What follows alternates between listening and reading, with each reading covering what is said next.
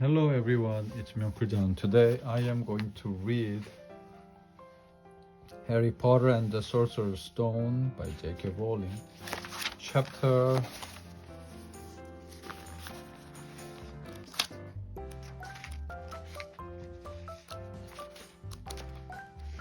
Chapter 5, Diagonally, pages 67 and 68. Fantastic Beasts and Where to Find Them by Newt Scamander. The Dark Forces, Guide to Self-Protection by Quentin Trimble. Other equipment: one wand, one cauldron, a pewter standard size 2, one set glass or crystal phials, one telescope, one set brass scales. Students may also bring an owl, or a cat, or a toad.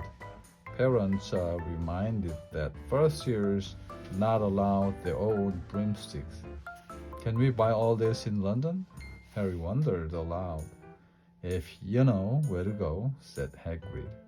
Harry had never been to London before, although Hagrid seemed to know where he was going. He was obviously not used to getting there in an ordinary way. He got stuck in the ticket barrier on the underground and complained loudly that the seats were too small and the trains too slow. I don't know how the muggles manage without magic, he said as they climbed the broken down escalator that led up to a bustling road lined with shops. Hagrid was so huge that he parted the crowd easily. All Harry had to do was keep close behind him. They passed bookshops and music stores, hamburger restaurants and cinemas, but nowhere that looked as if could sell you a magic wand. This was just an ordinary street full of ordinary people. Could there really be piles of wizard gold buried miles beneath them? Were there really shops that sold spellbooks and broomsticks? Might this not all be some huge joke that the Dursleys had cooked up?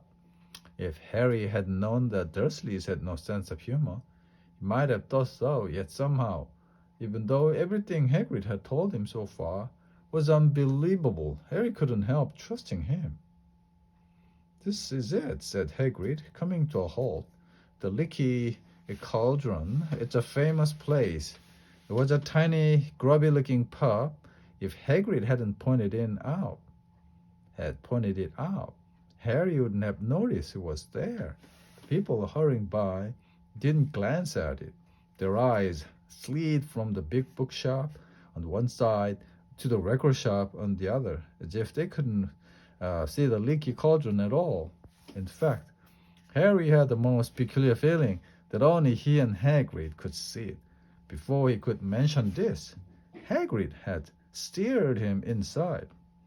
For a famous place, it was very dark and shabby. A few old women were sitting in a corner, drinking tiny glasses of sherry. One of them was smoking a long pipe.